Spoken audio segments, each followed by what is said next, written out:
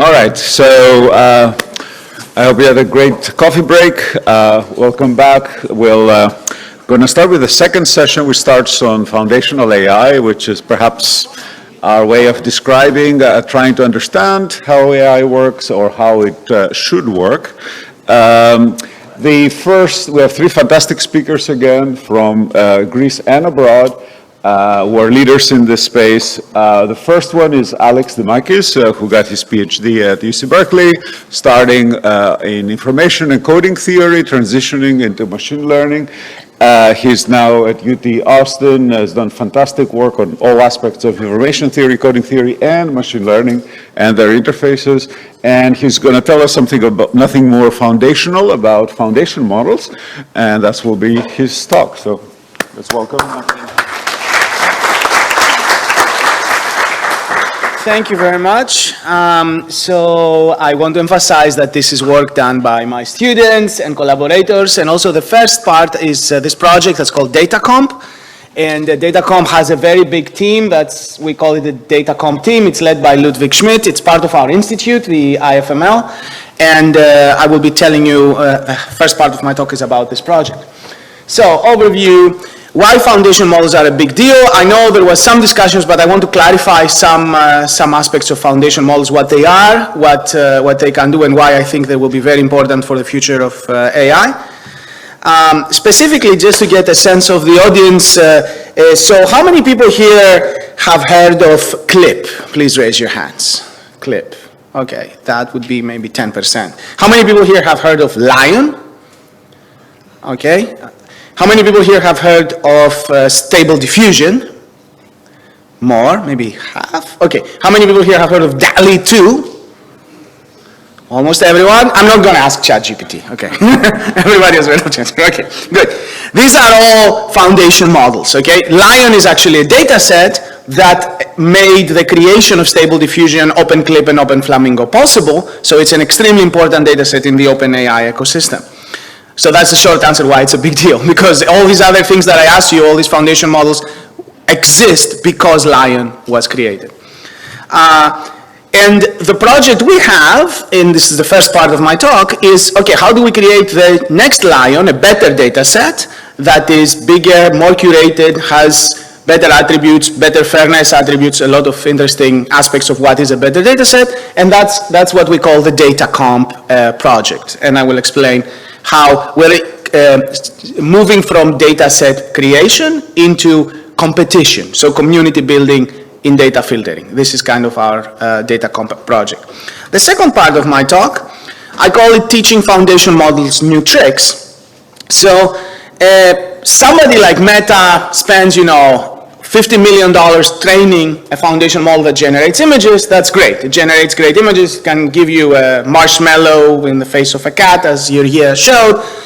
And that's cool, but can you use it to accelerate MRI, for example? It doesn't even take Fourier measurements. It knows nothing about MRI. Maybe it has seen some MRI images in the training set, but it definitely doesn't know how to solve MRI problems from Fourier measurements. But it's still a good prior distribution that knows how natural images look like, and that is one of the things we are doing. We are using this box as a prior distribution, and we're trying to guide with Langevin dynamics the reconstruction of MRI scans or seismic imaging scans in another project, or microscopy or various other inverse problems using foundation models for images, specifically diffusions, as prior distributions. And that needs some interesting math, how to do that.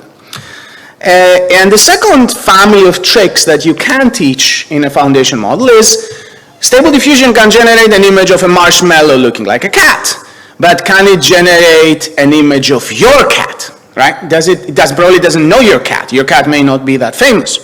But if you do some new tricks with it, you can actually teach, it can generate an image of Barack Obama dressed like a cat in the style of Gustav Klimt, but it cannot generate an image of me in the style of Gustav Klimt, because I'm not, unfortunately, that famous so that it knows me. But I can teach the foundation model who I am using 5 photographs of me, using techniques called parameter efficient fine-tuning, or dream booth, if you've heard that term, and then it can actually generate images of me doing various things and so on.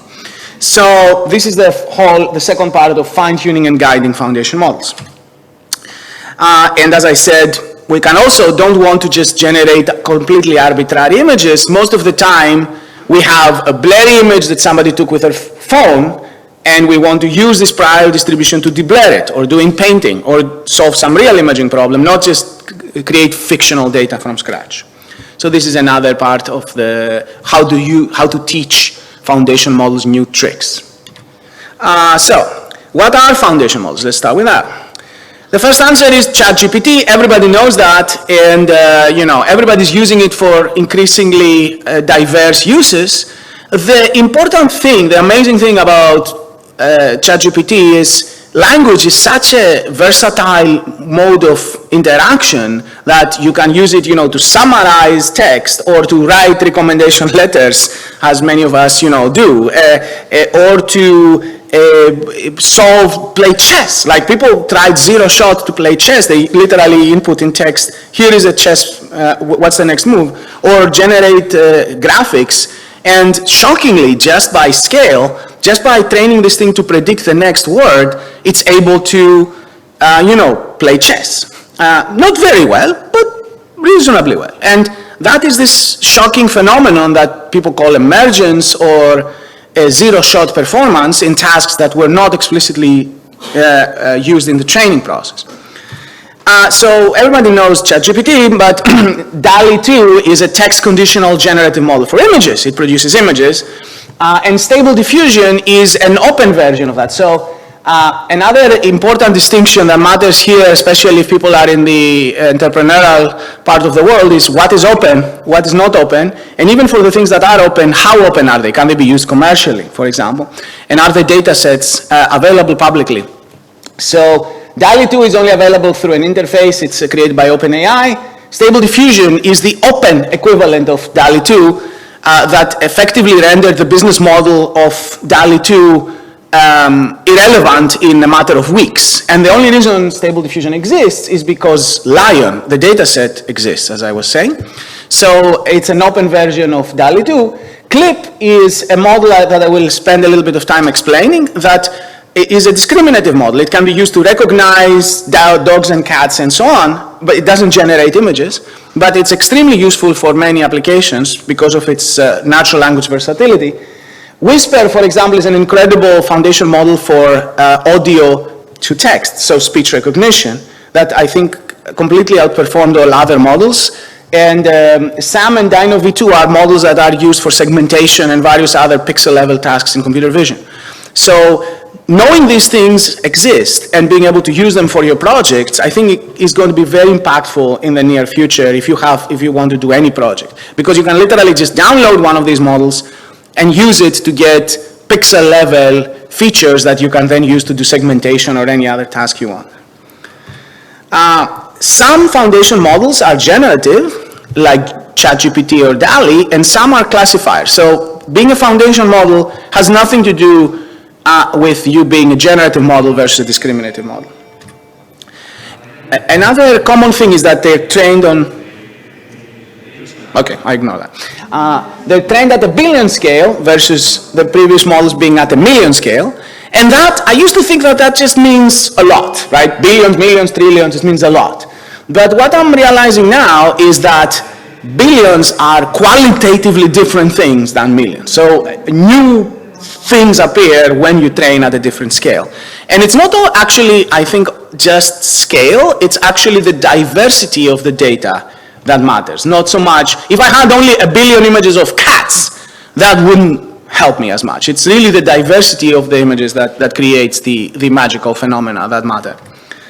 And when something is a foundation model, by definition, it is used as a foundation to solve new problems. Okay, so you train it to do one thing, and then, so you train it to distinguish cats versus dogs, now you can train it to distinguish camels versus horses. That's a new job, so you're using kind of the model, you're using the model's representation abilities to solve new problems. That's why you're using it as a foundation. So that's the key idea I want to communicate. And now the question is, okay, how do you repurpose a foundation model to do different things? The simplest way is by prompt engineering. if the model has a natural language interface somewhere in its pipeline, it's very easy to repurpose. I will explain. The second standard way is what's called fine-tuning, and then there is more intelligent, interesting ways where you put other small neural networks inside this big foundation model so that you can fine-tune its behavior in a modular way. But the main point is foundation models are just these pre-trained boxes that know things about the world, and now you can use them to do new things. Another important aspect is that most foundation models are actually closed. And this is a key problem for the competitive AI ecosystem. And a lot of us in universities and in the institutes and in the open source community are making efforts to create open data sets and open models that are at the same quality or competitive with what Google and Meta and OpenAI are releasing. And a big bottleneck, if you talk to the people who try to train these, is the quality of the data. So we ended up saying, okay, we need to create a billion scale high quality data set. How do we do that? And this is kind of this philosophical quote that says quantitative accumulation seems to lead to qualitative changes. So training on billion scale actually qualitatively produces different properties. And I will tell you what I'm learning about these properties. So let's go back 3 years, and you have a machine learning startup and you want to recognize cats versus dogs or cars versus trucks, or you're flying a drone and you want to recognize, you know, fields or anything. You have your business case.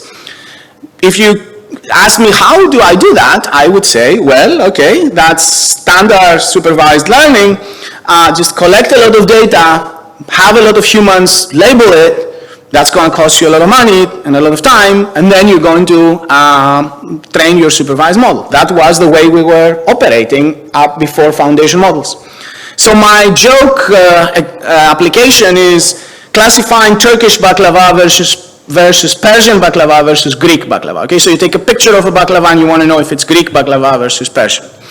You will have to build a training set for that, which is very difficult, and you need baklava experts who are annotating your baklava images, and that would cost you a lot of money. But how do you do it in the new world of foundation models? So that would be the old way. And the problem we had, and there was, you know, many papers that were written about this, is this phenomenon that we're calling spurious features. You may have heard of it. That when the model was looking at images of camels, for example, it was always all the camels in the training set were in the desert. So when there are brown pixels and some big animal, it was a camel, always in the training set. So if you put a dog in the desert, or if you put an elephant in the desert, it would classify it as a camel. And then you would say, okay, we need to augment the data set and put some camels in a forest and also label those. So there was a lot of effort in data augmentations, blah, blah, blah, blah, blah, blah. And then there was additional fragility problems that people were discovering. Oh, you change the camera. Oh, you change the light conditions. Oh, you change something. Your accuracy drops 20 points, 30 points, and so on. So the models were very fragile. And the foundation model paradigm says, don't worry about it. Just train the model on a gazillion different tasks. And for some reason, it will become robust to spurious features. It will no longer be so fragile into changes in light conditions and so on. So we're seeing this with CLIP. I think we're seeing this with OpenFlamingo. I think we're seeing this also in the language space with LLMs, that just by diversity of training set, we end up having much more robustness. And even more importantly, we can solve new problems, as we say, zero shot. And this is this phenomenon called emergence. And I don't think these phenomena are understood. Like exactly what causes them. I believe it's the quality of the data and the diversity of the tasks, but I don't know how to quantify this theoretically, and I think it's a very interesting area. So just to tell you about CLIP, and George, I'm aiming for 15 more minutes, roughly speaking. Okay, 10 minutes, okay, yeah, 15 including questions. So what is CLIP? So CLIP is 2 neural networks, pre-trained. Let's call it an image to VEC. You give it an image, it spits out 256 numbers, a representation of an image. And another network, let's call it caption to VEC. So you put in some text, it gives you a vector. But these representations are trained in the same conceptual space. So cats are closer to dogs than they are to bananas. both as images of cats and dogs and bananas and as text. So when you say an image of a banana, you get a vector. When you say an image of an apple, you get another vector, and these vectors will be close. Whereas when you say an image of a hovercraft, you're going to get a vector that's further away. So it's a semantic representation that accepts that you can put both text and images as inputs. And now, if somebody trained this foundation model and gave it to you, which it is open and you can use it, how would you solve my favorite problem of Greek baklava versus Persian baklava? You take the image, which is here, and you pass the image through the image to vec. You get a vector. Then you literally type the captions yourself. Here I literally typed the text, Persian baklava, and I produced a vector for that. And then I type the text Greek baklava, and I look at the text of that. And I look at the distance, or the cosine similarity, of the image with the text of Greek baklava, the text of Turkish baklava, and the text, and I'm soft maxing those, basically sorting by distance, and you can see that this image is classified as Greek baklava. Am I making sense? So it's image to vec, text to vec, just look at the geometry and then use the geometry to classify. So this is an incredibly versatile way of working with images because you can literally type anything you want. You can take an image of your friends and type the text, an image of a good-looking person, and sort your friends by good-lookingness, right? Which according to CLIP. You can do all kinds of tasks, and the model was not trained to do that stuff. That's my main point. This is zero-shot performance in all kinds of tasks that you can literally type. And there is prompt engineering involved because you notice I typed here Persian baklava. I could have typed an image of Persian baklava, and the performance would be different. So there are people who are spending time manufacturing these prompts to know how exactly to type these labels so that the performance and the accuracy of these classifiers is better.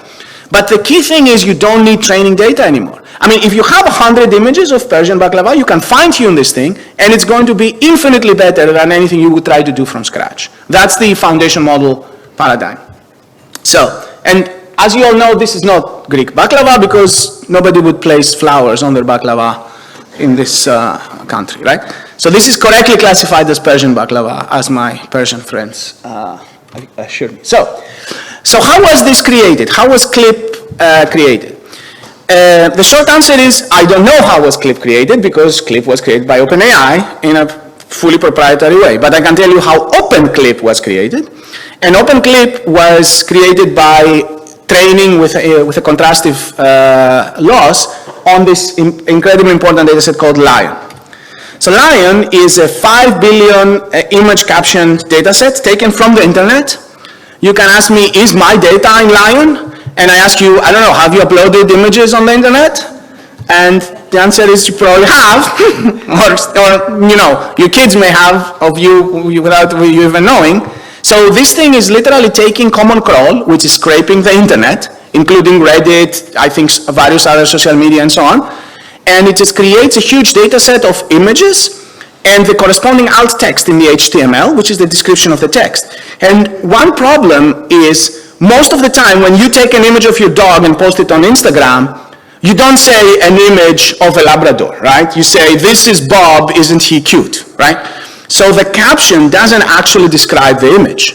The problem of dataset creation is not the problem of where do we get 30 billion images. The internet is full of images. The problem is how do we curate a subset so that the captions actually match the images. That is the problem of dataset creation. So the way Lion was created is they started with Common Crawl, as I said, which is the crawl of the whole internet. And then it did a filtering procedure, which selected which image caption pairs are actually, the captions are actually describing the images. And this is kind of the other message that I'm realizing. Dataset creation is really dataset filtration.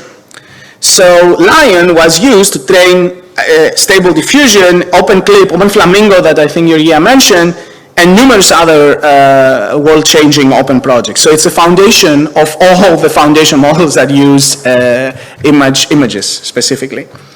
And it also won the NeurIPS 22 Best Paper Award. But I didn't tell you how it did the filtration. The answer is it used another AI model to do the filtration. So it actually used CLIP.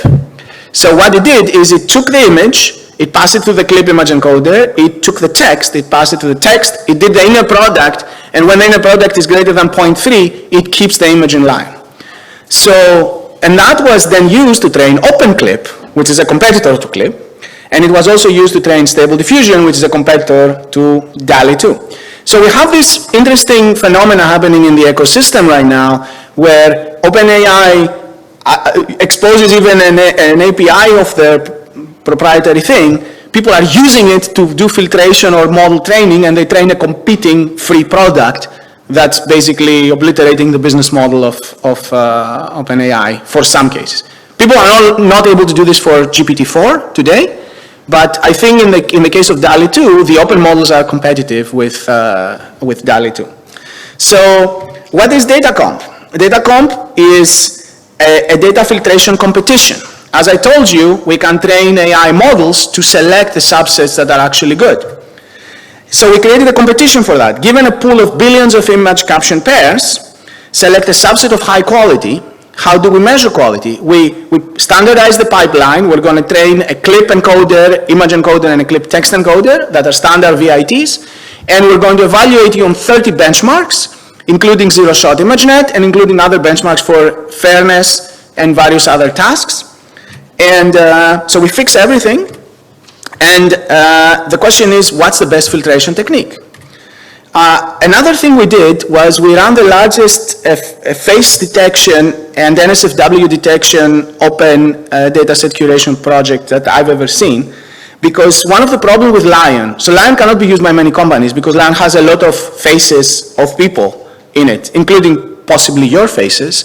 And you have never consented in any of this. So Apple, for example, says, I'm not going to touch Lion, I'm not even going to download Lion because it has a lot of personally identifying information.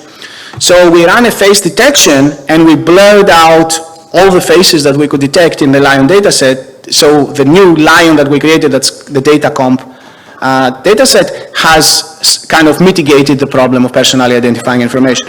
The second problem is NSFW. There is a lot of pornography, a lot of violence, a lot of terrible things on the internet, as you know, and Lion had no easy ways of filtering those things out.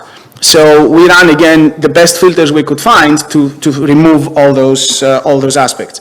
And all these things intellectually sound very simple, but engineering-wise, they were actually a huge effort done by PhD students and some engineers and some members of the open source community. So this is datacomp.ai. You're welcome to attend. You can see we have leaderboards. And you can see that one of our baselines, which is this clip filtering technique that I'm illustrating here, achieves a zero-shot ImageNet performance of 79%. Zero-shot, which is very, very good. It's actually better than most OpenAI models. And this was created with an open data set, and this is the OpenClip model that now anybody can use even for commercial purposes. So we have tiers ranging from 10 million to 10 billion image caption pairs. We're hoping to get double Lion. And the dataset design is the emerging area that we're exploring different algorithms about how to do this at scale. And the idea is that we can maybe create better ML models through filtration, something that hopefully improves on clip filtering. And one of the things we are finding, which is incredibly important, I think, is that if a filtering technique works well at the 10 million scale, it also works well at the 10 billion scale. So we can extrapolate performance of different dataset curation techniques without having 1,000 GPUs. So the 10 million is like training 10 ImageNets. You can do this in a small university setting. The 10 billion, we're spending in the order of $60,000 just to train one of those models in the extra large scale. 60,000 A100 GPU hours. So another thing that we're doing is, another option is synthetic data augmentations. So you want camels in the forest, but maybe nobody has ever taken a camel in the forest. Maybe I can use Stable Diffusion to synthesize camels in the forest, and now I augment my data set with those, and maybe that improves performance. We haven't studied this at scale, but I think it's going to be an extremely economical way to be able to augment data sets in various interesting ways. And the other thing we're doing is creating a community for the problems of dataset design and dataset filtration. So we have a Discord server, we have people from Apple and Anthropic that are already using Datacomp, And we're hoping to connect to the open source ecosystem. So I'm running out of time, so I'll just skip those and get to my main point here. So foundation models, the lesson is training for multiple tasks allows zero-shot solution to unseen problems. And dataset curation and dataset design are new research areas, and I think this is kind of the key bottleneck for many of the open AI ecosystem. So consider participating in Datacomai if you're interested in trying different data filtering techniques or training better open models. And a bigger call to arms that I wanted to say here in this audience is that the open source AI community has to move quickly and create open AI models. Otherwise, we will end up in this very unfortunate situation where two companies own the foundation models, are exposing APIs, and you build the whole startup ecosystem on top of an API, and then OpenAI can say, oh, instead of charging you 3 cents per token, I'm going to charge you 30 cents per token. What are you going to do? It's a monopoly, right? So you definitely don't want to be in that world where there are no open data sets and no open models. It's going to be a very bad place for innovation and for research. So we're making a big effort on, collecting people from universities and the open source community. The Lion crowd is a community of people. The Luther AI, there's many also communities and the universities. And the second thing that I briefly mentioned is, okay, what do we do in a university other than engineering big data sets and engineering big foundation models? What can one do in one PhD?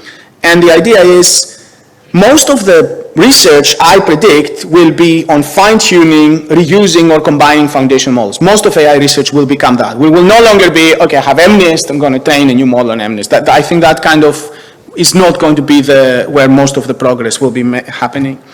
So a PhD student, at least in my lab, says, okay, these new things are coming out, how can I teach them new tricks, right? So with a little bit of data and a little bit of training.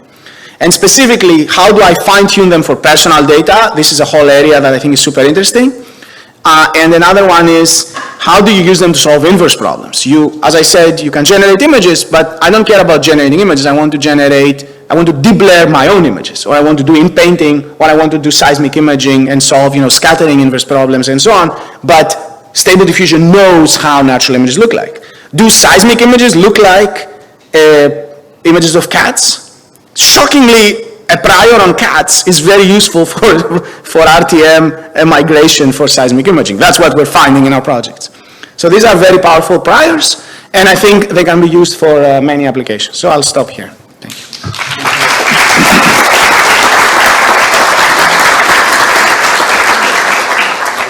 have room for a couple of questions. Yes.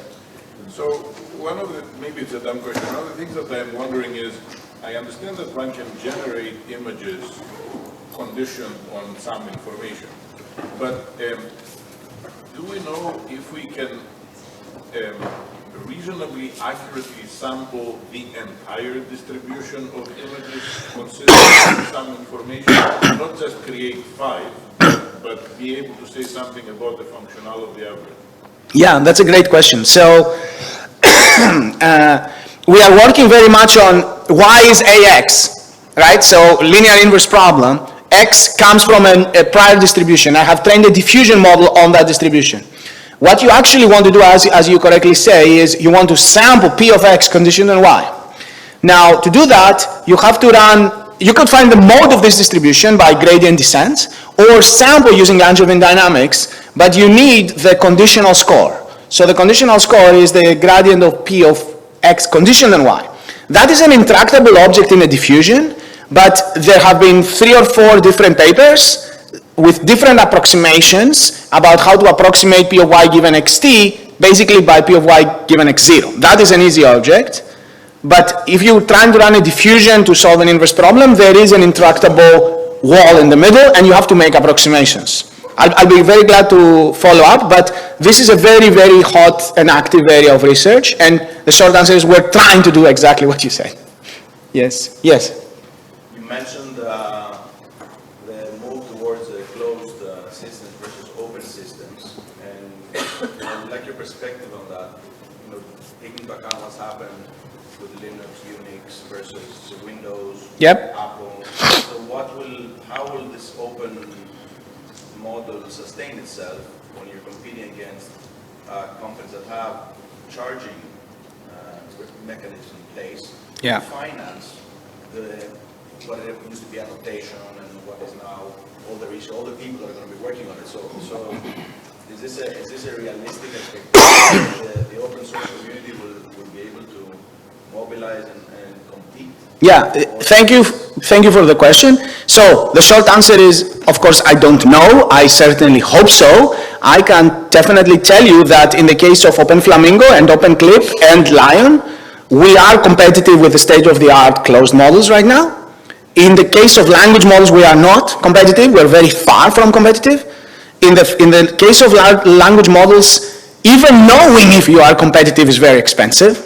And that's one of the problems that there was a UC Berkeley paper that came out a few weeks ago that said that your evaluation methods are completely broken. You may think your Vicuña and so on are competitive to ChatGPT, 3.5, but they actually suck. But to actually realize that they suck, you have to have people actually doing a human evaluation, and that's very difficult. So in the LLM space for language, even evaluation is a big area of research, and it's very difficult to do. For images, I think we are competitive because, we're building Lion, the next Lion, and we're building OpenClip and OpenFlamingo and Stable Diffusion. And depends on the domain, but I think that there are a lot of people who are realizing how important this is for the future of AI research. So as more people, Linux was a wonder, right? How did that ever happen? I think Microsoft spent hundreds of billions of dollars over the years trying to make something competitive, and I still think Linux is arguably competitive or better. So, there is hope, and the universities are, the universities and the governments are spending, hundreds of millions, not billions. But, the AI Institute efforts, for example, in NSF have funded, I don't remember how many, 20 institutes. So they're spending hundreds of millions of dollars. So they have to invest more, and, hopefully the ecosystem will continue to be competitive. Yes? Well, I preface it by saying I'm an admirer. It's the right thing to do from a society perspective. But I would like you to, this is something I struggle myself, so it's not that. We have PhD students involved in these areas, for whom we are responsible for what will happen in their careers, becoming professors and so forth. Suppose you involve a student, I'm certain you have PhD students involved in this. Yes. And they work in an area that their success is not only dependent on what they do, but is dependent not only on your group, it's dependent on the whole, on a very large environment. So, don't you feel somewhat uncomfortable? Yeah. What happens with them? Yeah, there's two aspects of this. And, George, who is here, led this effort from my school, and he was doing engineering. And, he comes to me and says, okay, my problem right now is I have to move, 30 terabytes from an S3 bucket to another S3 bucket in Europe. It's going to cost us $70,000. And that's not a research problem, that's an engineering problem. And we were dealing with problems like that, like moving hundreds of terabytes across S3 buckets efficiently. So I was worried about two things. I was worried about, is this research, or is this engineering? A first problem. And it's not... I know, but that was my first problem. The second problem is that your success depends on a team of 30. Lion, like the project, Datacomai is 35 co-authors. And Lion is also, I think, 30 people. So these are big projects. They're not, okay, I define my problem, I solve my problem, I prove something in a simple case, and I publish my NeurIPS paper. So it's a different mode of operation. And the way that I address your question, which I think is very important, is from this, many papers will come out, because we said, that's data filtration. We are creating a new area. Now you can write a small data filtration paper. So the big project decomposes into smaller projects, and then every small project can be led by a small team. So that's modularity of the problem, I think, is the only way that I can think of addressing the question you say. Breaking the big problem down into smaller problems that they can be led by one PhD dissertation. You're optimistic. Yeah, I'm doing it. So I'm putting my mouth, On that optimistic note, yes, yes, on that yes. optimistic note, Yeah. let's thank Alex. Thank you, thank you.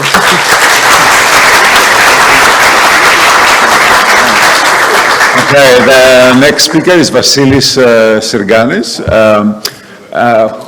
Vasilis got his PhD at Cornell University, then spent some time at Microsoft Research, and is now a professor at MSc department at Stanford. And last week, he just received the Bottlenecks Foundation Award for Young Scientists in Greece. So, Vasilis, let's welcome Vasilis.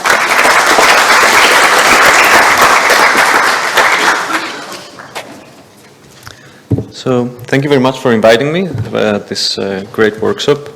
I wanted to talk to you about a line of work that we've recently been working on trying to construct uncertainty estimates for causal estimates when using machine learning.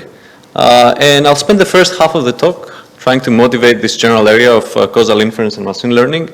And then I'll dive deeper into this chain of papers that we recently had on a more technical problem that focuses on a very special, part of the bigger agenda. All right. So,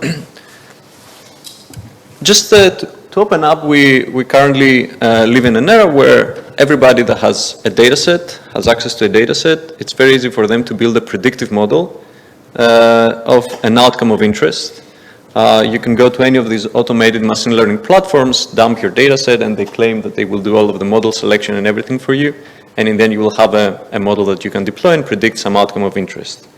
And I guess with the advent of these new language models, eventually you'll be able to chat with your data set and get more insights with your data sets. But at least currently, this is sort of a commonplace in industry. One problem with that is that time and again, we see many data science groups using the outputs of these predictive models to make decisions and use insights from these predictive models to make decisions.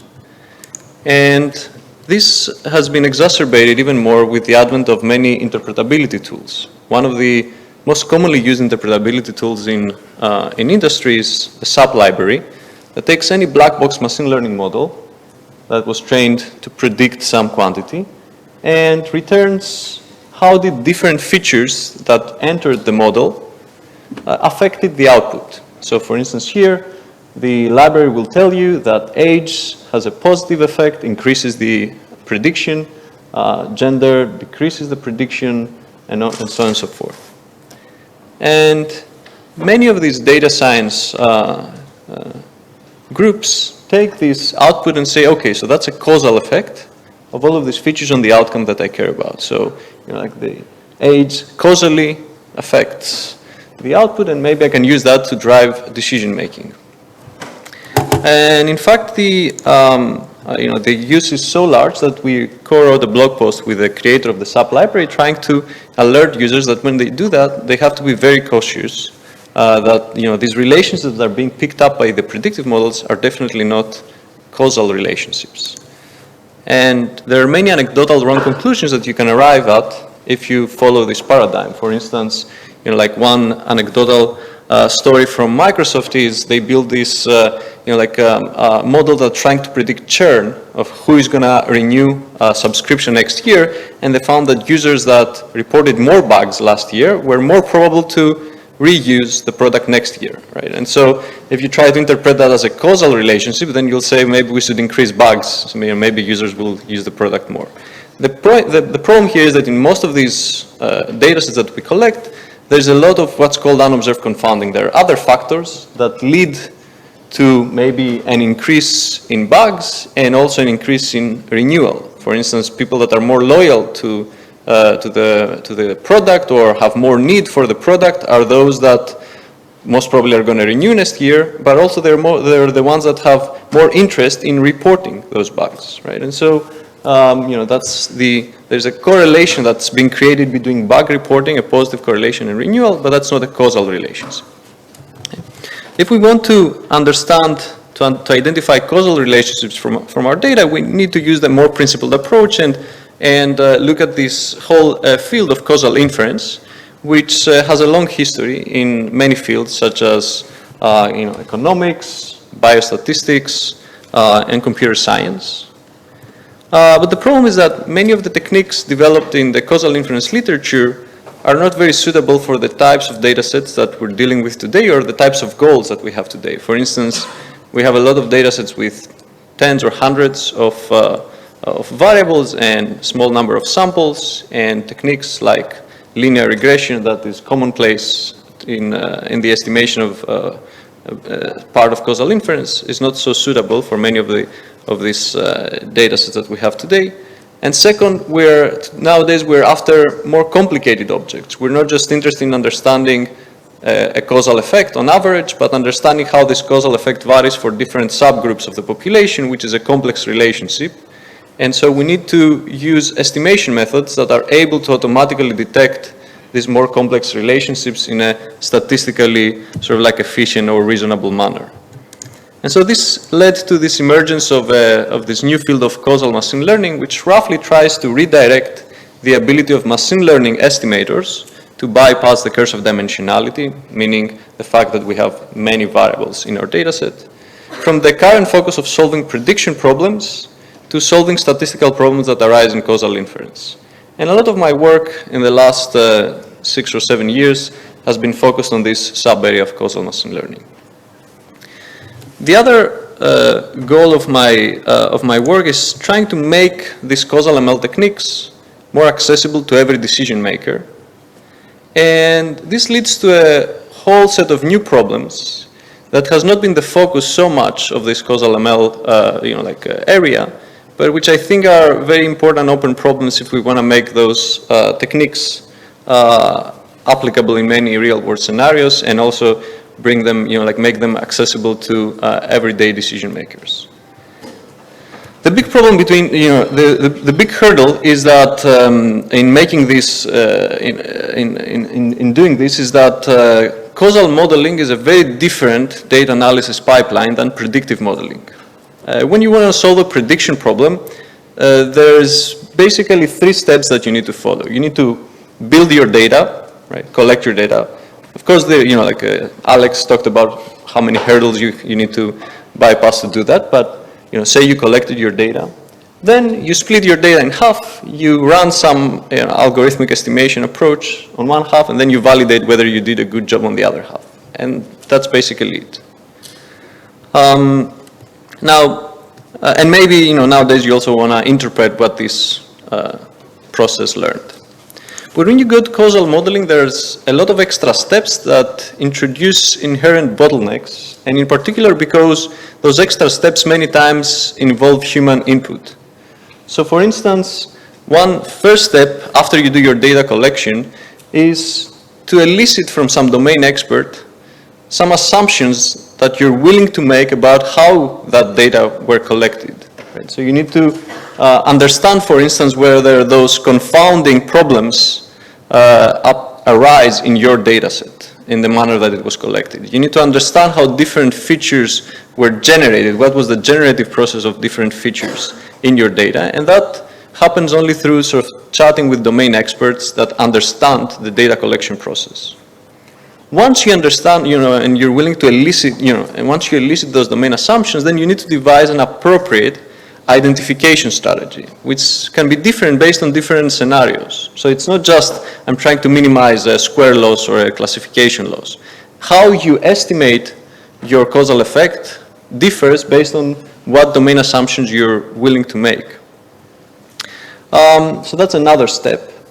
And then, the other problem is because many of those causal conclusions are driven by those domain assumptions, many times you want to validate those domain assumptions, which could be, for instance, how do your conclusions change if some of those were violated in some quantitative manner, and that is the process of sensitivity analysis. And moreover, because in causal inference, because of some of the fundamental problem in causal inference that you don't observe counterfactual worlds, there is no perfect analog of cross-validation. So it's not that you can do this easy thing of splitting your data and testing success of your causal task on the other half. And so for that reason, many times it's much more important in causal inference to be able to quantify uncertainty of your results through the production, for instance, of confidence intervals. How confident was is your model for the treatment effects or the causal effects that it's outputting. Right? And so the construction of confidence intervals is even more important when you're dealing with causal problems. And last but not least, because exactly many of those conclusions are based on domain assumptions, and because there's no perfect analog of cross-validation, the real perfect validation of a causal estimate is experimentation. So you ideally want to arrive at some hypothesis based on your causal estimation process and validate that through by running some small experiment. And so really the causal analysis pipeline is this loop where you adaptively collect data, generate hypotheses, and validate them. And so it's really this loop that we're trying to automate when we say we want to bring causal ML tools to every decision maker. And this process involves a lot of human input in many components, such as domain assumption elicitation, maybe identification strategy, active data collection, and so on and so forth. And there are a lot of software tools that have been developed in the last few years that try to address parts of this. So at Microsoft, we were very heavily involved, and we led the creation of the EconML library that primarily focuses on the estimation task of trying to combine machine learning techniques to solve estimation problems that arise in causal inference. But there's also several other tools that try to address these other components of the causal analysis pipeline. But there's no coherent one platform where someone can, address all of these issues. Maybe this combination, if you're interested, this combination of the do-while library and the EconML library is trying to get at that, but it's doing so in a manner that is mostly accessible to data scientists, not to decision makers. So maybe a data scientist can accomplish this pipeline in collaboration with some domain expert or some decision stakeholder, but not a decision stakeholder alone, right? And so how do we go from data science tools to decision-making tools is sort of like an open implementation problem. And I think it also, the reason why we still don't have such an accessible interface is because many of these boxes over here have a lot of open questions of how do we deal with them on the research side. So, like for instance, in the data collection part, there are many open problems of, robustness to data corruption within a causal inference pipeline. So there's been a lot of work of robustness to data corruption for predictive modeling. There hasn't been that much work of robustness to data corruption for causal modeling. Or when you elicit domain assumptions, many times you might not want to do that on the raw data that you have, which could be in the form of images or text, but on some higher level representation. And so this combination of representation learning and assumption elicitation is also a very active area of research. And so on and so forth. Each of these boxes has an open research, it corresponds really to an open research area.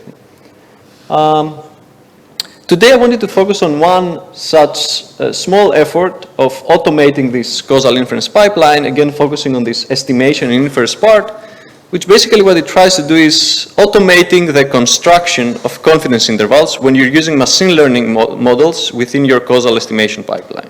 Okay.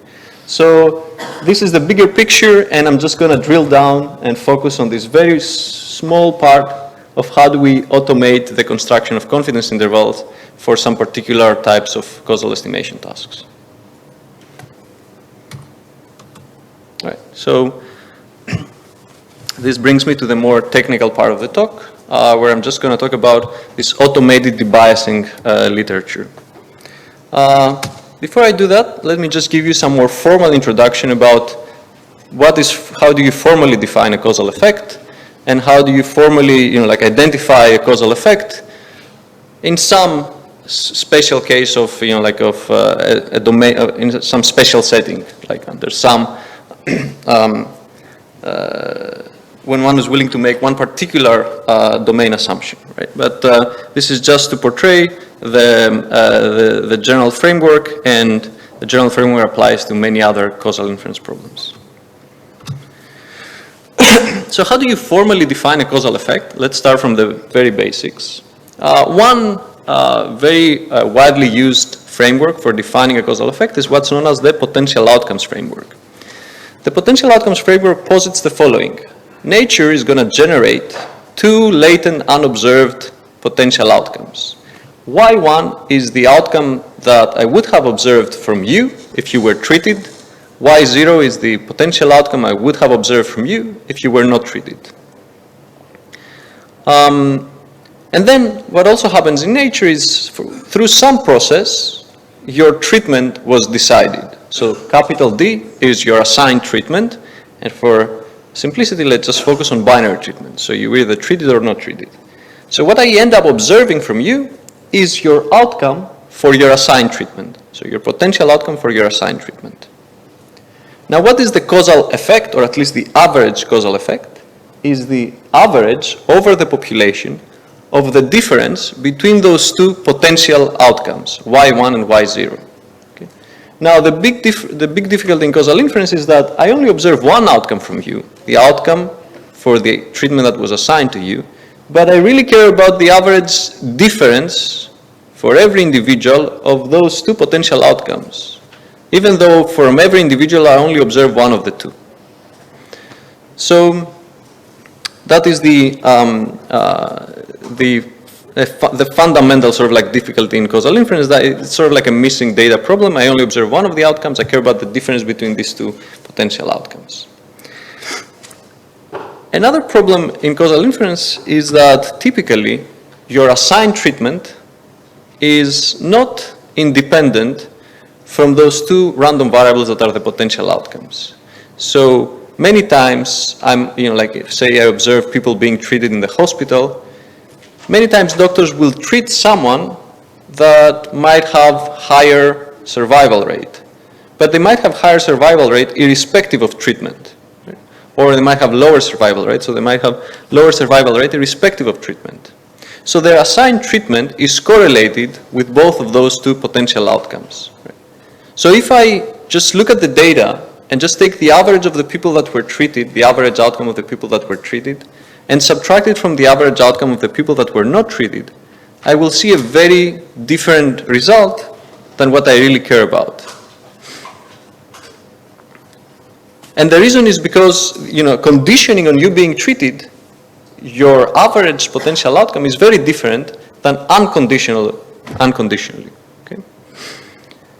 So for instance, to give you an example from healthcare, many times people, like say in cancer treatment, people with later stage are treated with immunotherapy, which is a very late, one of the latest types of treatments. So if you look at the hospital and you see you look at survival for patients that were treated with immunotherapy and patients that were treated with chemotherapy.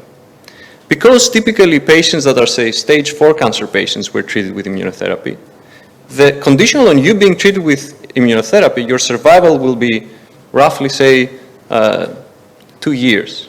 Conditional on you being treated with chemotherapy, because you're an earlier stage patient, you will have a longer survival of, say, 5 to 6 years.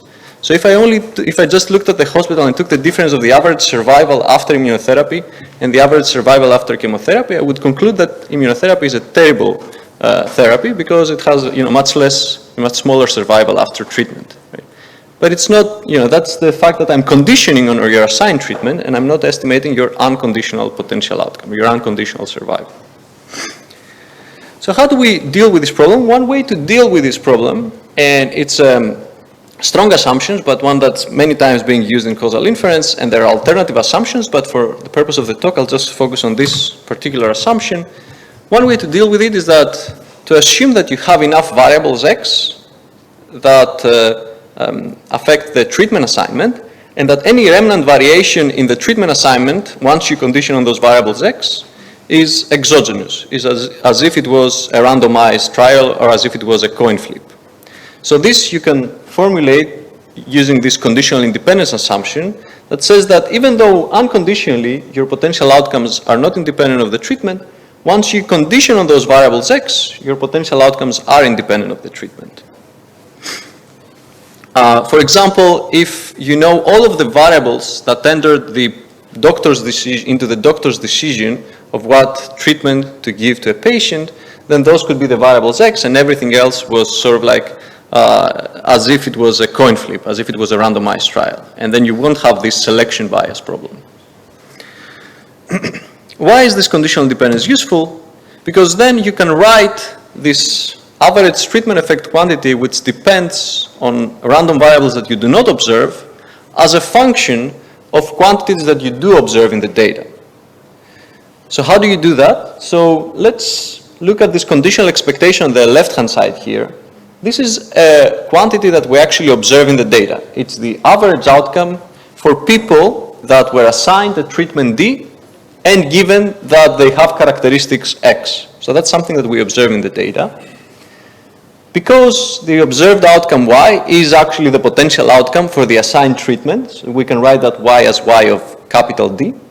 And because you were conditioning on you having received treatment small d, we can replace the capital D with a small d inside the conditional expectation. And now because we have this conditional exogeneity assumption, we can drop the conditioning on capital D from the conditional. Right? So then we get that unconditional expectation of your potential outcome, just given your characteristics. Once we have that, we can easily express the average causal effect as something that we can measure in the data. How is that? So remember the definition of the average causal effect. We can apply the Tower law of expectations. The average causal effect is the average of the conditional average causal effect conditional on the characteristics X. And now each of those conditional expectations, expected Y1 given X, I can write as something that I can measure. And so I get this formula, which is known as a well-known formula in causal inference called the G formula. So both of these quantities I can actually measure from the data, and it's just solving two prediction problems or two conditional expectation problems. So this was the identification step in the causal analysis pipeline. The domain assumption elicitation was the conditional exogeneity. The identification was writing down this G formula, writing down something that depends on things you don't observe as a function of quantities that you do observe in the data. And now comes the estimation part. So you want to take that identification strategy and translate it into an estimator. An estimator that takes as input not distribution, but takes as input finite samples. So suppose that you observe n samples from that distribution that you have, and you want to produce an estimate of that quantity theta naught that you care about. And by our identification strategy, we could write that theta naught in this form. Theta naught is the average difference of a regression function, expected y given dx, when you evaluate that regression function at 1, x, at 0, x, and then you take an average over x. Now, because this is just the function g corresponds to a prediction problem. We're trying to predict the outcome y given as input the treatment and the characteristics x. And so when we want to be very flexible in how we model that regression, or where we have high dimensional variables x, we want to be able to use machine learning techniques to solve that regression problem. Right? So suppose I'm allowing you now to use any machine learning approach to solve that regression problem and plug it into some estimator. What can you say about your causal effect of interest? And what do you really need? What do you want your causal effect estimate of interest to satisfy? As I said, one important property that we want from our estimates in causal inference is the ability to produce uncertainty sets or quantify uncertainty.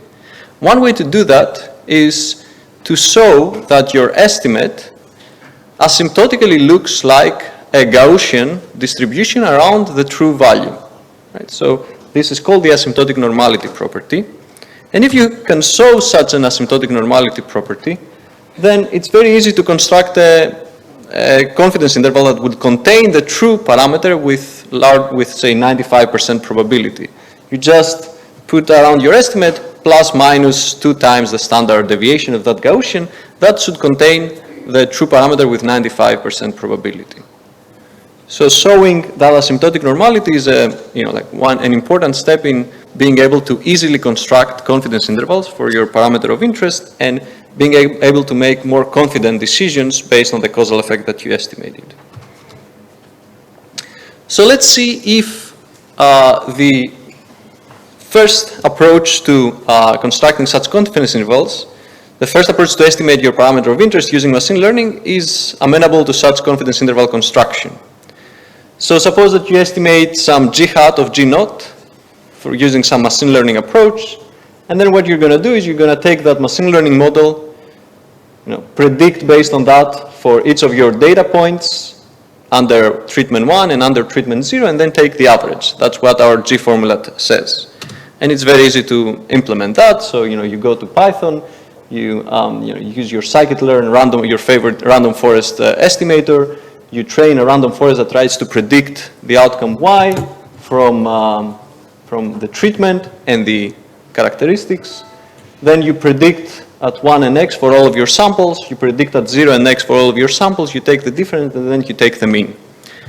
And this mean should ideally converge to the treatment effect of interest. Now the question is, what standard error should you put around that mean? If you're naive and you say, okay, this is just an average of some quantities, averages typically behave like a Gaussian. Their standard deviation is the standard error, so it's the standard deviation divided by the root of the number of samples. So maybe that's a good candidate for the standard error of my estimate. And this is roughly if you repeat this experiment many times, this is roughly the distribution of estimates that you're going to get. So say 1 is the true parameter, right? Maybe it's better to envision where this one is actually a 0. So this is what you're going to get. And if you construct confidence intervals based on the standard error, then you're not going to get that the true parameter is contained in those confidence intervals with 95% probability, but with only 5% probability. Right? So if this was a 0, if that one was actually 0, you would be incorrectly persuaded that your treatment has a positive effect with statistical significance, and this could lead you to a decision of treating the whole population because you believe that this new treatment has a positive effect. Right? While in fact, it might actually just have a 0 effect, a statistical 0 effect. The problem here is that these machine learning estimators typically trade off bias and variance in an equal manner in order to minimize mean squared error. And that bias that exists in those machine learning estimators propagate into a bias for your final estimate of interest. And so here the bias, what's more important is that the bias here that you see, that this distribution is centered not at 1, but it's centered at 1.12, for instance. That bias is comparable to the standard deviation of your estimate. And so because the bias is comparable to the standard deviation, that's why you get these terrible coverage properties and this incorrect quantification of uncertainty. One first attempt to dealing with this bias, maybe you're saying, oh, it's because we're reusing this, we're training on the same data on which we are predicting. So maybe we should do some sample splitting to train on a different data set and predict on a different data set. So that could be a first attempt to fix that problem. So instead of training and predicting on the same data, maybe you split your data in half, you train on one and you predict on the other. Or if you want to be more fancy, you do it in a cross-validation manner where you split your data in k-folds, and for every fold you train on the rest and you predict here, and then you take an average over all of your samples. But even this does not fix the bias problem. So this was not the problem. It was not because we were training and testing on the same and predicting on the same data. So what do we need to do to achieve this root n asymptotic normality? And this is the idea of the biased machine learning. So what the biased machine learning says is that you need to change your formula that identifies your effect. So instead of using this formula, which is very sensitive to errors in G, right, you need to add some correction that tries to correct for biases in G. Okay. And the debiasing approach is quite intuitive. You're adding a term to your formula that tries to detect errors in your regression function. So how do we detect errors in our regression problem? We look at the prediction error, which is y minus g. So whenever that y, so since g is trying to predict y, whenever y minus g is large, that means that around that region, our prediction model is actually quite inaccurate. So by adding a term in that identification formula that relates to that prediction error, will allow us to correct for mistakes in our model, in our machine learning model for G. And there is this weird, peculiar function alpha that sits in front of that error that tries to translate errors in prediction into errors in the treatment effect. Now, what is this? If you have the right alpha, that alpha should satisfy that it takes an error, it takes like a prediction G and translates it into a treatment effect. So that's the property that alpha needs to satisfy. The standard approach in estimation of causal effects is to characterize how that alpha looks like, do some math and characterize what is a nice alpha so that this property is satisfied, and then plug it in and maybe estimate auxiliary models that arise from that characterization. So for instance, for the case of the average treatment effect, this alpha relates to the propensity model, which is trying to predict your probability of treatment given your characteristics. But in some sense, what we're trying to do here is avoid this characterization step. So for any causal estimate of interest, which looks like an average treatment effect, and so this is a class of estimates that generalizes the average treatment effect and looks like the average of some arbitrary function of a regression function, which encompasses average treatment effect as a special case, but also average personalized policy effect, or average derivative, or average marginal effect when you have a continuous treatment. We're trying to generalize how that debiasing looks like without the need to do that analytic step of characterizing that alpha. And the big intuition is that this alpha, for any such estimate, corresponds to what's known as the Riesz representer of a linear functional. So the Riesz any linear functional has an inner product representation, and that alpha is that function that corresponds to that inner product representation. And the key result of our work is that you can formulate this Riesz representer as the minimizer of a risk. So instead of characterizing it first and then plugging it in, you can actually show that the Riesz representer is the minimizer of this loss function. And so then, using that, you can use an arbitrary machine learning approach to estimate that Riesz representer, solely having black box access to the linear functional and not needing to do any further math to characterize how that debiasing looks like. And using that, you can get a confidence interval in an automated manner. There are many extensions of this approach to many causal estimates that appear in causal inference. And just to recap, the punchline is that a large variety of causal estimates in complex static and longitudinal data analysis can be automatically debiased when regularized machine learning algorithms are used to estimate those auxiliary prediction problems. And estimation of the debiasing term itself can be performed with generic machine learning. And something that I didn't manage to show you is that even when you go to experimental results using neural nets and random forests for automated debiasing, those methods actually outperform the methods that use the explicit characterization. So not only are you automating the debiasing step, but you're even outperforming the approaches that first characterize and then plug in auxiliary models to that characterized Riesz representer. Thank you very much.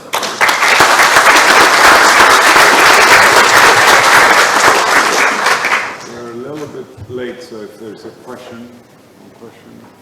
Yes. Thank you for this. My question is non-technical. For me, this would be a very interesting prospect of having more advanced methods for clinical trial statistical analysis. And in particular, to include predictive models, machine learning models in this process and take into account more parameters. How far do you think from seeing that rather than the standard biostatistics approaches that I have? Many people are trying to use, especially for personalized effects, for personalized causal effects from clinical trials. The main bottleneck is maybe stability of those models from in clinical data, or robustness of those models to different small variations in the input data sets. So if we're not very far, as long as we we maintain things that really relate to how you communicate with clinicians, the results of that personalized effect analysis. So that's really the main bottleneck, being able to communicate the findings of the automated ML model to a clinician, and in a manner that your findings won't change to small variations in the input data. So that I think is but we're not very far from that, and already we've seen the deployment of ML approaches for detection of personalized or subgroup analysis in clinical trial data. In the interest of time, I'd like to move the discussion to lunch. Let's thank Vasilis once more. All right, the last speaker of the session is Christos Tzamos, who got his PhD at MIT. He was an undergrad here at EC at NTUA. After his PhD at MIT, he went on to Microsoft Research, like Vasilis, for a postdoc, then started his career as an assistant professor at University of Wisconsin, and recently he has come back to the University of Athens. So let's welcome Christos.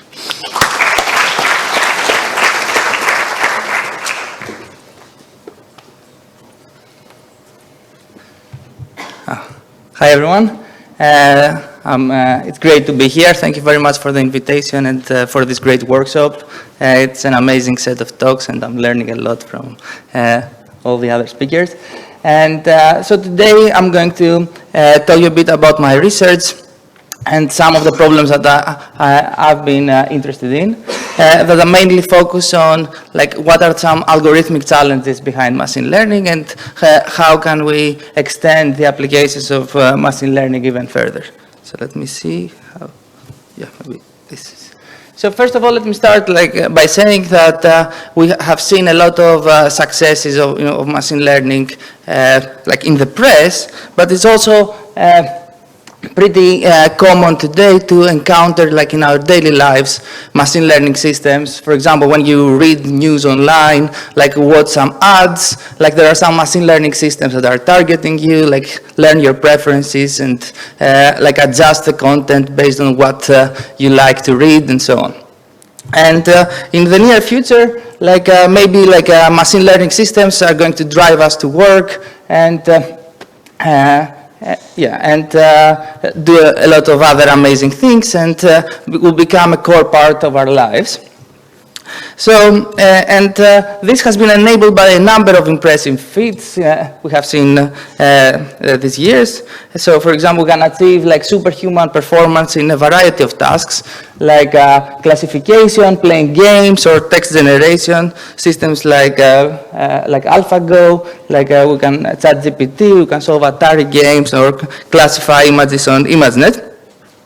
But even though these are like when you try to apply all these techniques in a broader context, like in the daily lives of people, like this, there are many different aspects that become relevant.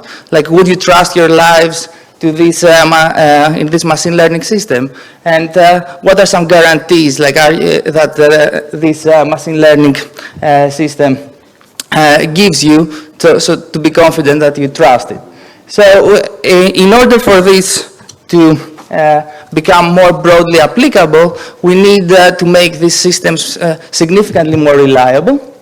And my research aims to understand like what are these challenges of modern machine learning, and what are the potential in different applications. And my goal is to make it robust enough to be applicable in sensitive domains, and be able to solve like tasks that involve multiple decisions, but simultaneously have performance guarantees and know what to expect or how well this system will perform. And this is not just a part of computer science. This is an interdisciplinary effort. Like it requires many concepts from many different fields. It's not just a technical solution. It requires understanding as Vasilis said before, like causality effects. It requires to understand psychology of people, law effects, and so on. So, but my research has mainly focused on economics and statistics and how we can draw concepts from these areas to improve the design of machine learning systems and make them, these concepts more applicable to these large data sets and the scale of problems that machine learning is dealing. Okay, so today I'm going to focus on two different themes from my work. So the first one is how we can do machine learning when we have a lot of noisy data.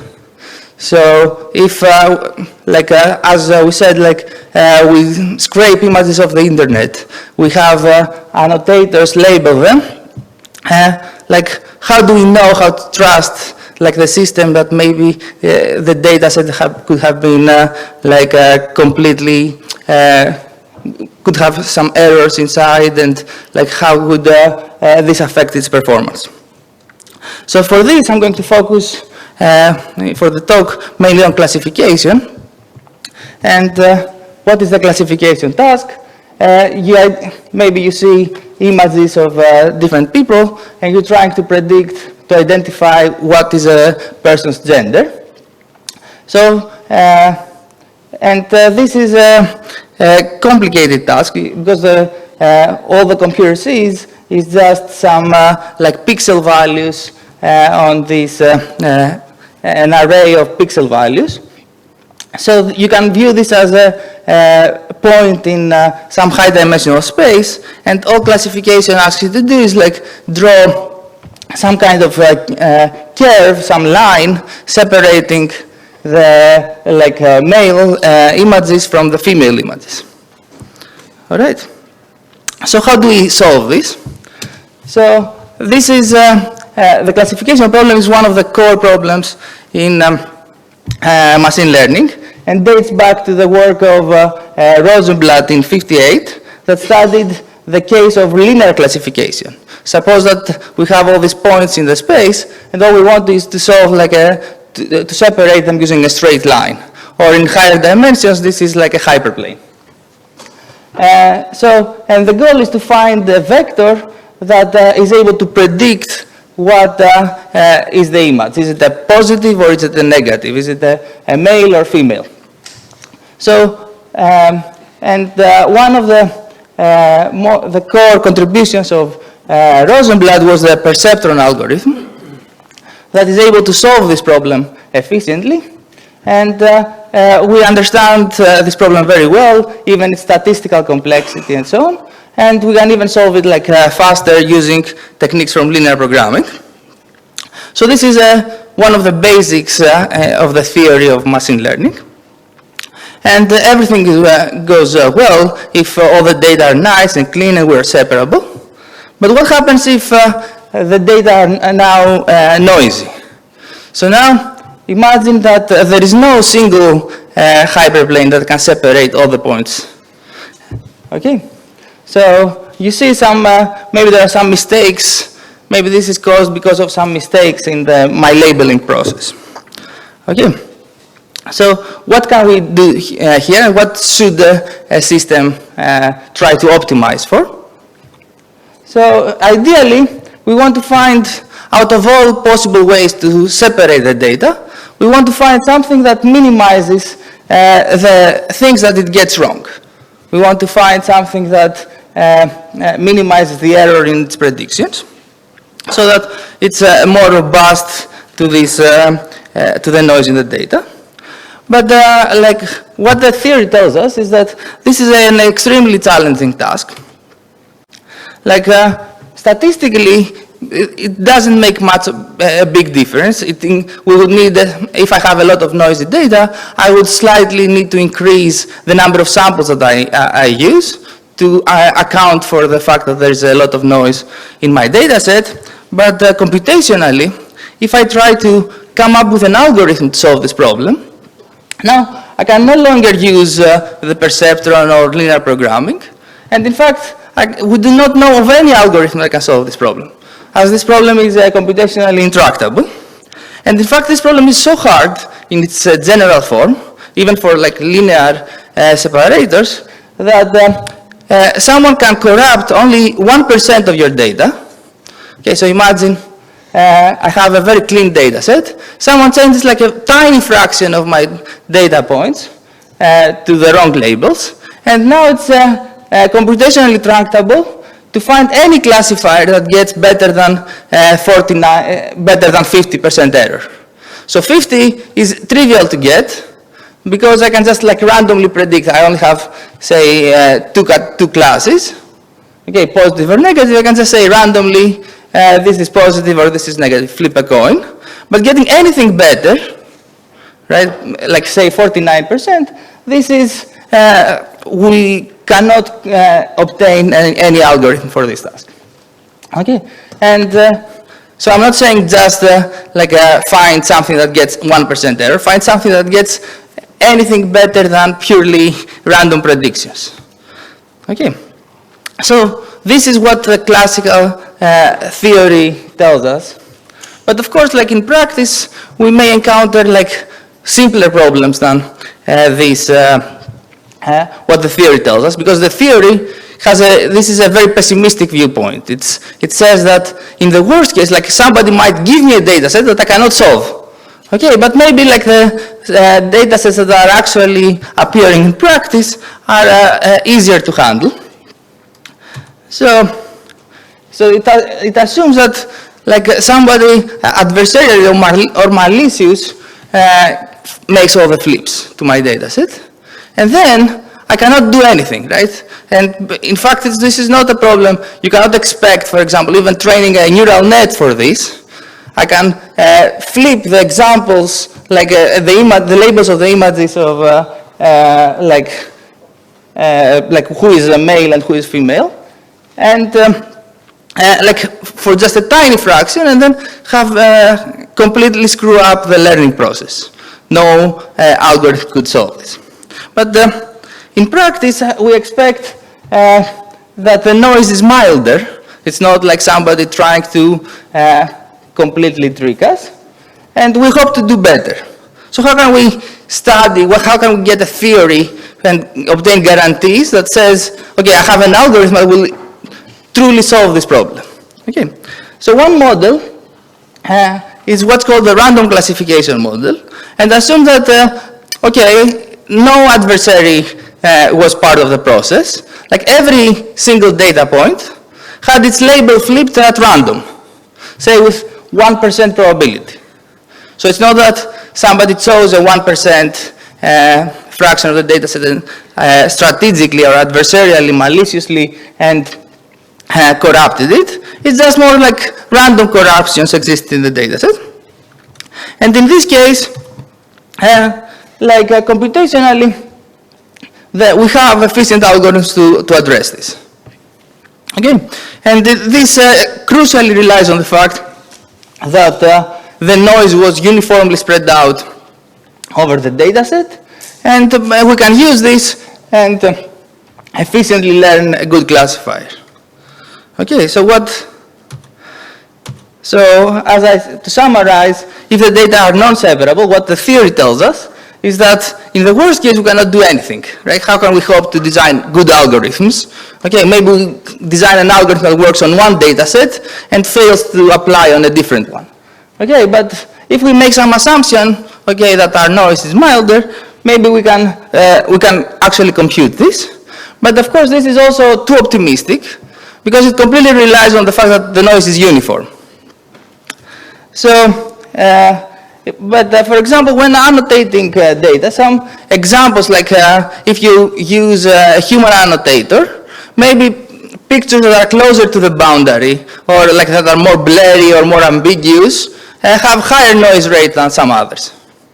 Okay, so it's not that everything is flipped with probability 1%. So in statistics, there has been a model proposed called the Massar noise model that says that, okay, suppose that I'm flipping with probability at most 1% every data point. Can I still design algorithms for this? It seems that this is an easier problem because I'm using less at most 1% probability, but completely breaks the previous algorithms. So this is a summary of the noise models that I described. So in the first case, I randomly, you can see all the points are gray, like the noise is spread out uniformly across points. In the extreme case, the adversarial noise, an adversary selects which points to corrupt.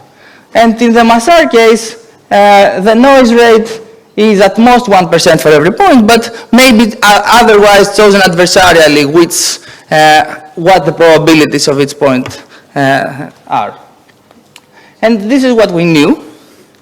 But every algorithm that we had for Massar noise, like every algorithm that we had for random classification noise, could not be transferred to the Massar noise case.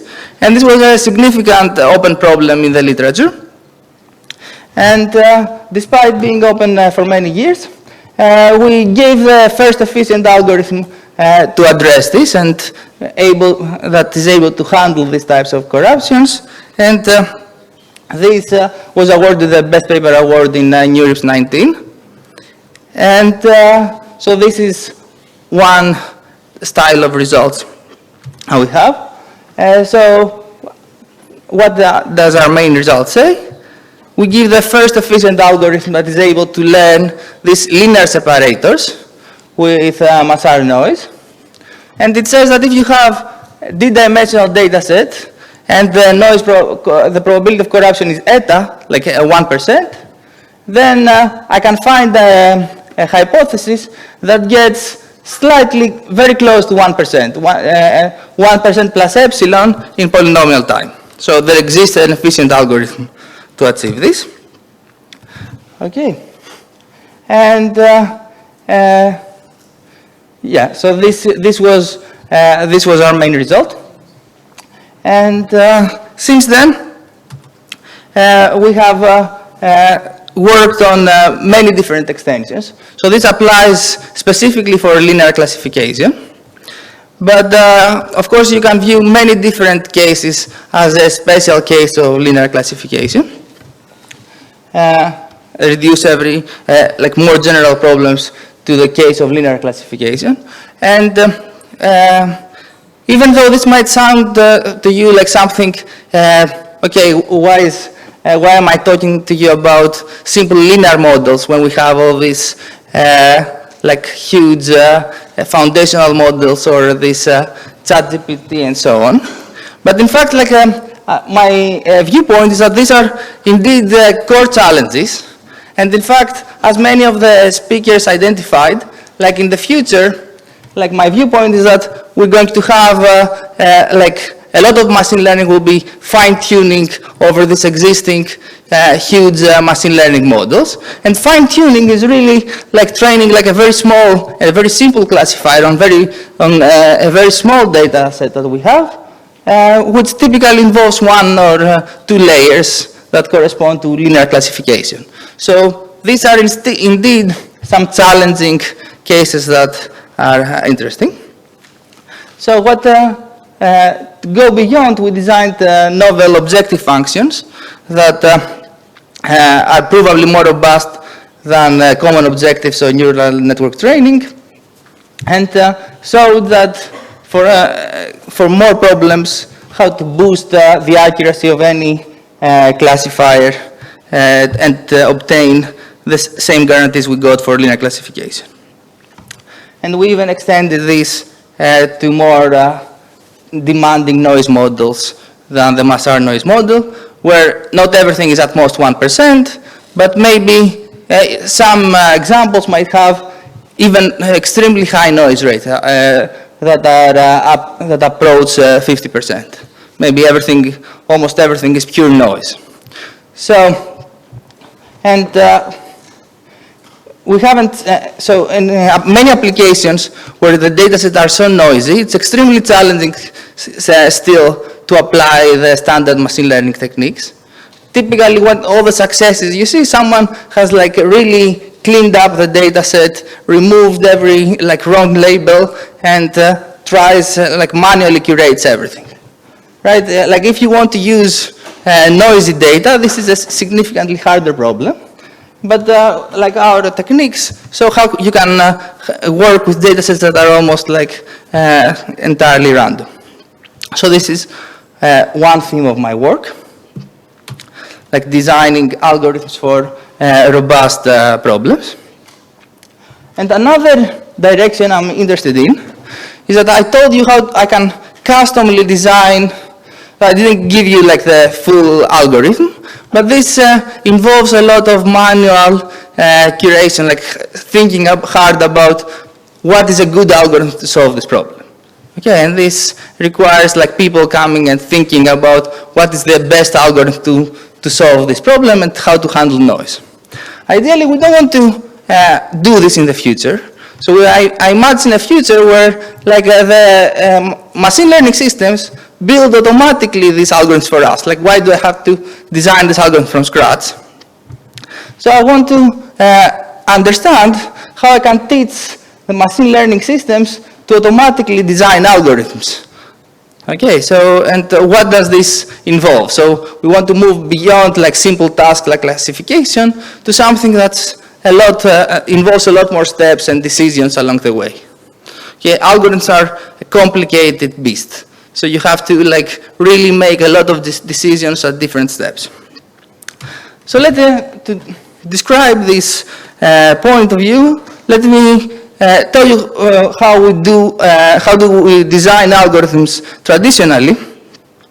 So traditionally, people have focused on this worst case analysis. We have like remarkable algorithms like Dijkstra's or Floyd-Warshall for shortest paths, or Kruskal, Prim, Borubkas for minimum spanning trees. So these are like clever people have thought about how to get an algorithm that works in every possible setting, generalizes in any possible data set that you might come up. Okay, and they don't need any information about the instance. Now, if I want to take this one step further, there's a lot of this area of data-driven algorithms that is now active, where we don't want to design an algorithm just for the completely general case, but we want to design specific algorithms optimized for a given instance distribution. And ideally, we want to identify among this class of algorithms one that's like the best performing compared to like ideally find the best possible algorithm. And that's the holy grail of this data-driven algorithms area. Okay. So to tell you more about this, let's see how we can take a machine learning viewpoint to learning good algorithms from data. So what does this involve? So ideally, we'll have some meta-algorithm. Okay, so this is not the algorithm to solve the actual task, but this is the algorithm that will learn how to, will produce us the other algorithm. Okay, so this is a meta-algorithm that sees a lot of the samples from the instances we have to solve. Maybe I want to solve the Rubik's Cube, for example. Okay, and this algorithm now sees all these instances and tells me, okay, if you want to solve the Rubik's Cube, here are the, like an algorithm. Here are all the steps you need to do to solve this fast. Okay, and ideally, we want the learned algorithm to be correct, to correctly solve the task I want. That it solves the problem fast, that it's not taking forever to solve the Rubik's Cube, it's not exhaustive. And furthermore, I want that the meta-algorithm, like my training process or like learning how to produce these algorithms, to be efficient in the more traditional sense. Like have a polynomial time so that it's like quickly learns, quickly identifies what a good algorithm is for this problem. Okay. So because there are two algorithms involved, this meta-algorithm, we can view the learned algorithm, we can call the learned algorithm a policy, which is essentially the steps or the recipe that I need to follow to actually solve the Rubik's Cube. Okay, and so this is the general theme, but we're very far from actually like being able to obtain guarantees for this problem. So we, in work with my group, we said, okay, let's study like one of the fundamental problems of computer science, which is searching in an array. We want to find an element, the smallest element, in an array of n elements. This is a core problem in computer science. So typically this would require you to search all the elements in the worst case. But if you know somehow, like, you have samples of these arrays that you're searching, maybe you know that, okay, the smallest element, 3, is always at the 4th position. So I don't have to actually like search for anything else. I'll just go directly to the 4th position, find the number 3, and I'm going to completely speed up the search. So can I, and that's my goal, how can I exploit this distributional information to find the optimal solution?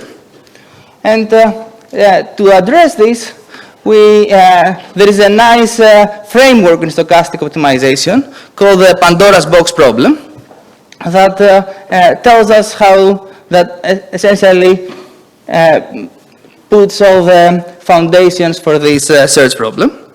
So what is this problem? We have n boxes that each contain a value. We haven't opened them. Okay, and then we do not know what these values are, but we have a distribution, we know a distribution about how these values are placed. Okay, so, searching, we can open a box and pay 1 unit. This is our search cost. And the goal is to find a strategy for searching among the boxes so that I minimize the value that I'll eventually end up with, and the search cost of opening the boxes. So you can think of this as like I'm searching to buy a laptop online at the different websites, and I may continue searching to find better and better prices, but I may decide to stop and like pay the price that the best price I have found so far, and not waste any extra effort. Okay. So for example, like first open the box of 5, then 4, then 9. And then in this case, I opened 3 boxes, and I found a value of 4, so in total, I'm paying 7. But if I had stopped at the first box, I would just pay 6. I'll get the value 5, and only 1 box I would have opened. So this has been studied extensively in the stochastic optimization literature and economics. And in fact, Weizmann in '79 gave us what the optimal policy is, but under the very restrictive assumption that the values on every box is drawn independently from some distribution. But the question was, like, can we do something when all the values are maybe drawn from a correlated distribution, which is something that would observe in practice. So this problem is significantly challenging in general, and I cannot, there may be like very complicated strategies I need to learn. So in order to make progress, we restrict our attention to some restricted policies, which we call partially adaptive. So these are policies that are visiting all the boxes in a fixed order, but they may decide to stop arbitrarily based on what they have seen so far. So, and the goal is to compute a good such policy. And in fact, the case where everything is drawn independently is of this form. And our main result shows that we can solve this problem in polynomial time, and obtain good approximate policies for this task. So we can extend our results to more complex tasks like selecting k elements or a matroid basis of rank k. And we can also handle the cases of where there's no distribution over boxes, but arrays arrive online or as a bandit setting. And we also have, we studied the more general problem of designing fully adaptive policies, and I studied the complexity of this problem. So to conclude, I want to talk to you about some future challenges. So one challenge I'm working on is how do we design robust algorithms for more machine learning tasks. I told you about binary classification.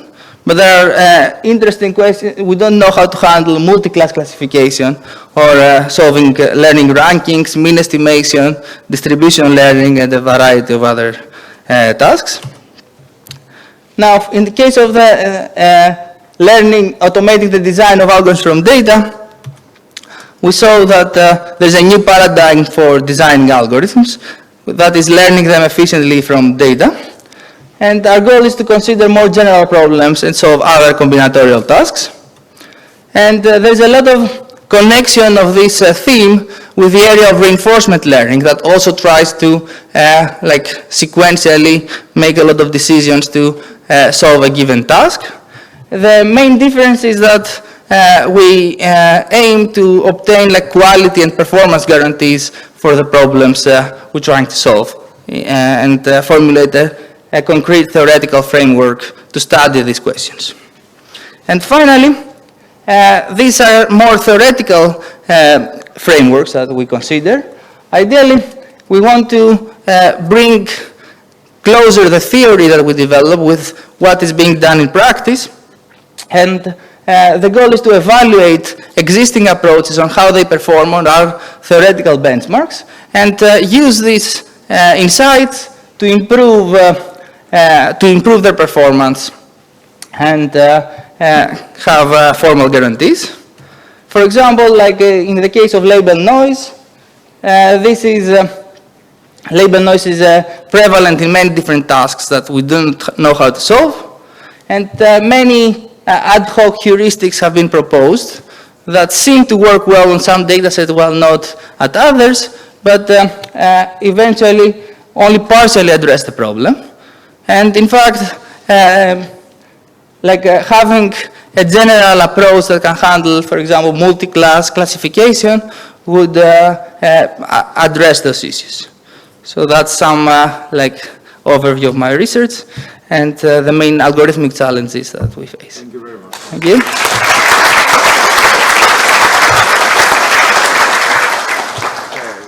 Question? All right, then I'll ask one. First part, the first challenge is about improving robustness to label noise. First talk, Alex says, just use clip. How do we reconcile? Is robustness dead? Should we use clip and go whole, which was a little bit concerned by Dimakis? Or is there a way that these two things can coexist in the future? Right. So, in fact, as Alex said, in order to train clip, we used this data set or the open clip.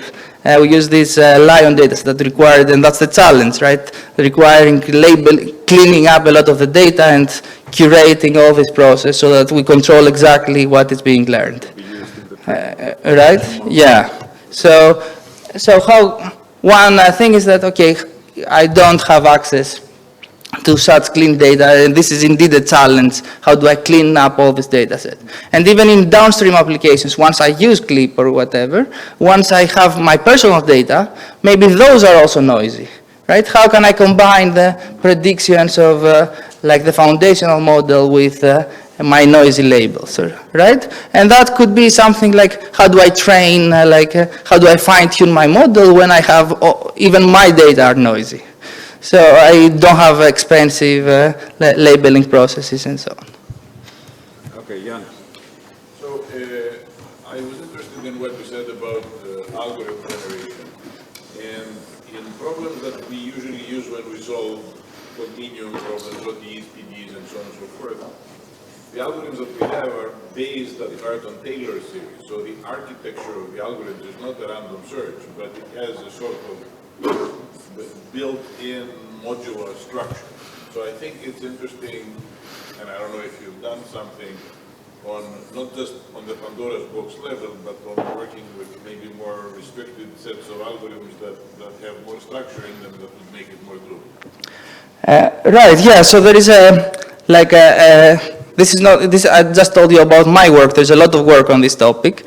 And typically, one perspective is you fix a class of algorithms and try to optimize the parameters. For example, as you said, when you use Taylor series is just one basis you could you could work on. There are other, maybe you can work on the Fourier basis rather than the polynomials and so on. Maybe optimizing over the basis might be give you significant speed ups and other properties, right? If you had if you knew in advance, if you used a foundational model to build a better basis than just pure polynomials, maybe that could give you something even better. So ideally, how do you, one question there could be, how do you combine information about these past instances, right, to come up with a better way of searching in this space. Does that make sense? Yeah, tuning parameters, I understand that it's kind of easy. That doesn't mean it's trivial. I think what is interesting, and I don't know how much work has been done, is in when you have a large number of discrete decisions, whether the MINLP world has something to say for algorithm generation. So doing global optimization and underestimators and so on and so forth, does that make a difference? So that makes it different from the projects that you talked about. Right. Yeah. So the way so there is this a parameter tuning. Right, but then we want to move closer to something that's how, as humans, design algorithms. We're not tuning some parameters, but we're thinking about the whole process of doing this. So, but this is, indeed, an interesting question. How do you build algorithms beyond hyperparameter tuning, and that are competitive against a larger class of non-parametric algorithms? Also, maybe a last comment. Designing algorithms and designing neural network architectures for something is very comparable. And then this last year, there have been 2 papers from the deep minds, right? The one for multiplying matrices and the more recent one, it's sorting algorithms. What was it? Yeah, that was so controversial, multiplying matrices. Good. Yeah. All right. And, okay, I think we should conclude here. Thank you very much. Thank you.